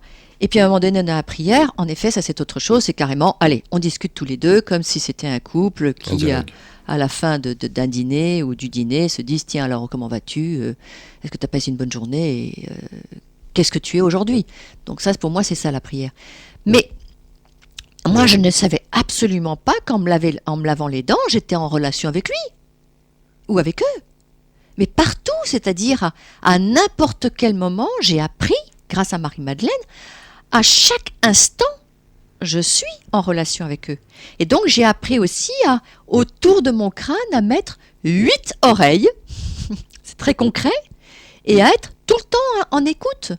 Mais dans ces 8 oreilles, il y a aussi bien le voisin qui chante à côté, que le car ou les éboueurs qui passent dans la rue, qu'un oiseau qui chante, que la musique, vous voyez, et que l'invisible. Donc c'est complètement être à l'écoute de tout ce qui se passe parce que nous faisons un tout et rien ne s'arrête. On n'est jamais séparé de rien. On est avec le tout le temps. Et donc cet invisible est tout le temps avec nous. Comme moi j'ai appris aussi que c'est autre chose, c'est un autre sujet, mais ma mère qui est partie il y a 2 ans, par moment je peux être aussi en contact. Je veux dire, c'est tout ça, il n'y a pas de séparation, c'est nous qui mettons des séparations. Parce que c'est pas évident de se dire qu'il n'y a pas de limite. Nous ne vivons que dans une pièce et en vérité nous habitons dans un château, mais nous ne connaissons qu'une seule pièce. C'est pour ça que dans l'Évangile, Jésus dit les royaumes de mon Père, parce que nous n'en connaissons qu'un seul, c'est notre petit esprit, nos petites limites. Mais en vérité, il n'y a pas de limite. Il n'y a pas de... L'horizon ne s'arrête pas, l'horizon est infini. C'est ça qui est difficile à comprendre, c'est que nous avons peur, nous avons besoin de nous cadrer. Nous avons besoin de mettre 4 murs. Voilà, mais il n'y a pas de frontières. Donc l'invisible. Donc Marie-Madeleine, elle, m'a appris tout cela dans la journée, c'est-à-dire à mettre mes chaussures et tout en discutant avec elle. Et donc sans cesse c'était, mais tu penses à moi là? Ah ben non, je pense pas du tout à toi là. Je suis en train de faire mes chaussures ou je suis en train de m'habiller ou je suis en train de prendre mon bain. Ben non, mais attends. Vous voyez, c'est tout ça. Tu fais couler l'eau, automatiquement tu fais couler l'eau, cette eau que tu mets dans ton verre, eh bien tout de suite tu mets la pensée de l'amour. Et comme ça, quand tu vas boire cette eau, c'est de l'amour que tu bois. Donc c'est apprendre que chaque geste que je fais, automatiquement, je peux y mettre une pensée. Donc, c'est là le problème, c'est ou une pensée de haine, parce que je suis en colère contre mon voisin qui fait du bruit, mon mari dont j'ai ras-le-bol, ou un enfant qui a hurlé, ou je peux y mettre de l'amour. Donc, c'est tout ça qu'elle m'a appris, c'est que chaque geste que je faisais, chaque pensée contribuait à envoyer une énergie dans le monde. Donc elle m'a appris ça. Elle m'a appris donc complètement à me structurer, à faire attention à tous mes faits et gestes, à apprendre à ne pas juger l'autre, parce que d'abord je me regarde, parce que moi, avec beaucoup d'amour, elle me montrait tout le non-équilibre que j'avais dans ma vie, toute la non-justesse que j'étais, toutes les colères, tous les jugements, toutes les critiques que j'avais, que je faisais, voilà, tout en m'apprenant que je suis cela, je suis le bien et le mal. Il n'y a pas de séparation. Je suis le bien et le mal. Et donc d'apprendre que grâce au bien, automatiquement, dans le noir, il y a du blanc, et vous voyez, dans la colère, il y a aussi de l'amour. Dans la vie, j'étais généreuse, mais en étant généreuse, on peut être con. Donc, il faut apprendre à ce qu'il n'y a pas de bien et pas de mal. Tout est ensemble. Et moi, j'ai appris que mes qualités et mes défauts me faisaient moi. Donc, je n'avais pas à dire que c'était mieux d'être cela et moins bien d'être cela. Non, je suis cela. Je suis ce tout. Et donc, le bien et le mal, c'est la même chose. C'est moi. Moi, Laurence, je suis chieuse parce que je suis très exigeante. Je suis une perfectionniste. Mais ce perfectionnisme m'a permis d'aller aussi loin. Et grâce à ce perfectionnisme, je suis maintenant dans l'aide. Mais c'est vrai que je me permets d'aider l'autre et ce perfectionnisme m'a appris à bien comprendre l'autre, à aller au plus profond de son âme. Oui, bon voilà quoi. Alors, donc ça c'est Marie-Madeleine. Avant d'en venir à Marie, de prime abord, de celles qui nous écoutent pourraient se dire mais quelle chance incroyable elle a eu d'être encore au jour d'aujourd'hui en communication comme ça, d'être dans ce dialogue permanent. Moi aussi, j'aimerais bien communiquer avec Mahomet, Jésus, Bouddha, que sais-je. Quelles seraient, entre guillemets, les clés pour qu'on puisse rentrer en communication comme ça avec ce monde qui est là aussi présent, mais qui pourtant, de prime abord, n'est pas là pour celui qui a ces fameuses œillères ou ces barrières ou ces limitations, ces croyances. Quelle serait la clé qui nous permettrait d'ouvrir et d'accueillir, d'être dans ce dialogue? Alors d'abord, avant de vous répondre, il faut savoir que pour en arriver là, j'ai eu 48 ans de souffrance. Quand je dis souffrance, attention, mon Dieu. Il y a des gens qui ont tellement de drames que je vais être respectueuse des drames qu'ils peuvent avoir. Quand je parle de, je vais enlever le mot souffrance, je vais dire cette tristesse, cette solitude, ces pleurs. J'ai été terriblement seule et j'étais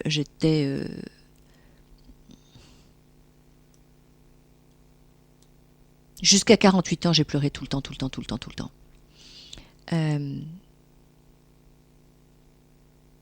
Pourquoi aujourd'hui j'ai la chance? J'ai demandé. Je l'ai demandé. Beaucoup de gens ne demandent pas. Plusieurs fois, j'ai demandé à Jésus, je lui ai dit, mais pourquoi est-ce que je rencontre pas des gens qui t'écoutent, qui te parlent? Ils disent, mais ils ne demandent pas. Je dis donc, si je comprends bien, il me dit, mais toi, t'as supplié. T'as supplié. T'as supplié pendant des années et des années et des années. Et il faut savoir que, et j'ai beaucoup aimé, ça c'est écrit dans la Bible, c'est que quand on supplie son Père de recevoir quelque chose, si le Père vous aime, il vous le donne. Est-ce que vous voyez un père ou une mère qui aime, qui refuse à un moment donné ce que son enfant réclame? Alors pourquoi avoir attendu aussi longtemps avant qu'il te le donne? Parce que je n'ai pas entendu. Parce que ça me dérangeait. Parce que ça me mettait différent des autres. Parce que j'avais envie d'être aimé. J'avais besoin d'être aimé. On a tous envie d'être aimé de ses amis, de sa famille. Moi, ma famille ne m'aimait pas. Elle n'a rien à foutre. Moi, j'étais traitée du luberlu, de scandaleuse. Vous vous rendez compte, j'étais une des premières à oser divorcer d'un prince. On ne divorce pas d'un prince. Comment... vous voyez, bon, tout ça parce que je ne pouvais pas vivre ma spiritualité, mais tout ça, j'étais une choqueuse. On n'a pas envie. On a envie de rester dans les... Ses limites, ses croyances. Voilà, et puis dans le système. Moi, il faut savoir que tous mes amis m'ont rejetée. J'ai été seule. Et c'est là où, en fin de compte, pourquoi j'ai reçu, c'est parce que j'ai accepté d'être seule. J'ai accepté de quitter tout le monde. Moi, j'aurais tellement... Mes parents, j'étais une scandaleuse. Mon père et ma mère ne voulaient pas entendre parler de moi. Donc les gens n'ont pas envie de ça. Ils préfèrent leur petit confort. Et puis, pour écouter, il a fallu aussi que je fasse tout le travail d'oser me regarder en face. C'est-à-dire lâcher toute l'image. Quand on est là et que on vous remarque parce que vous n'êtes pas trop idiote, vous avez un visage sympathique, vous avez un nom, toutes les portes s'ouvrent, vous rencontrez des gens intelligents, puis dès que vous commencez à parler que vous recevez que vous êtes un peu différente, mais tout le monde vous laisse tomber. Donc, faut vraiment être sûr que c'est pour quelque chose d'intéressant de tout laisser tomber. Moi, je me suis retrouvée en train de ne plus rien avoir, de ne plus être entourée. Même mes enfants, à un moment donné, je les dérangeais. Vous voyez, je veux dire, donc c'est vraiment... on n'a pas envie de sauter dans le vide pour le vide. On a envie de sauter dans le vide ou de tout lâcher pour quelque chose qu'on connaît. Mais pas pour une fantaisie d'invisible, puisque l'invisible, c'est un mystère. C'est croire en l'incroyable, c'est croire en quelque chose qu'on ne peut pas définir, qu'on ne peut pas croire. Et puis, même encore aujourd'hui, même si je vous raconte tout ça, mais personne ne croit que c'est possible de parler avec l'invisible aujourd'hui. Donc, comment voulez-vous que les gens aient le courage d'oser se remettre en question? Car pour pouvoir écouter, et c'est pour ça que j'ai écrit ce livre, pour moi, c'est ce que je vous disais tout à l'heure en dehors de l'antenne, c'est que pour moi, c'est un passeport. C'est comme disait mon frère, tu as fait un acte d'humilité, un acte de sincérité, tu t'es mis à nu. C'est-à-dire que tu as osé dire exactement, quand on lit ce livre, je suis complètement à poil, c'est-à-dire que vraiment, oui, j'ai eu de l'ego à tel endroit, oui, j'ai mal fait quelque chose, oui, c'est oser avoir appris à s'aimer pour pouvoir admettre que je ne suis rien en dehors de ces messages. Donc c'est vraiment accepter d'être vrai, d'oser dire, ben oui, je suis ça, mais oui, je suis ça. Ben je ne suis que ça. Donc c'est après toutes ces années de dire je me nettoie. Ah oui, là j'ai menti, là. Ah oui, là j'ai menti. Donc c'est oser dire à sa voisine, non mais attends, je viens de te dire quelque chose qui n'est pas vrai. On n'ose pas dire ça. On n'ose pas dire ça. Combien de fois ça m'est arrivé de pas oser dire que j'ai mangé 2 petits pains au chocolat parce que je suis gourmande et de dire j'en ai mangé qu'un seul. Et après de me reprendre, non, attends, c'est pas vrai, j'en ai mangé 2. On raconte toujours sa vie, on a toujours envie d'embellir notre vie. Donc il y a un moment donné où, si on veut faire ce chemin, c'est de dire, je décide que toutes les phrases que je vais prononcer sont vraies. Ça veut dire, ouais, oui, aujourd'hui j'ai envie d'acheter cette paire de chaussures, mais j'ose pas dire que j'ai envie de l'acheter parce que on va croire que je suis dans l'image. Non, j'ai aussi envie d'être là-dedans. Donc c'est oser être complètement vrai vis-à-vis de tout le monde. Mais le vrai, c'est aussi dire, je suis pas terrible parce que je suis une terrienne, je suis une humaine et donc j'ai autant de défauts que les autres. Et aujourd'hui, j'ai beau entendre tous ces messages, je suis comme vous. Hein. Je suis avec mes fragilités. Simplement, j'ai un grand avantage, c'est que je m'en fiche d'être aimée. Aujourd'hui, mon bonheur, c'est que l'autre s'aime. Et si il faut que je ne sois pas aimée pour que l'autre s'aime, c'est primordial. Et c'est vrai que ça, c'est un grand chemin parce qu'on a tous envie d'être aimés. À un moment donné, je pense que c'est vers la fin du livre, à travers les messages, on vous dit « Pardonne-toi aussi de ne pas être immortelle, parfaite, parce qu'on est là, ici et maintenant, dans ce corps. » Je vais ouvrir le standard, je pense que c'est le bon moment, puisqu'on vient d'aborder Marie-Madeleine, et c'est cette communication pour en parler. On va en arriver à Marie d'ici quelques instants. 08 92 23 95 20, j'ouvre le standard pour vous, auditeurs, auditrices. 08 92 23 95 20. Je vous rappelle, avec nous ce soir, Laurence de Bourbon-Parme-Dufresne. Dialogue au pluriel avec l'invisible, donner du sens à sa vie. Témoignage aux éditions Le Pré au Clair. L'occasion de faire une petite respiration musicale. On se retrouve d'ici quelques instants.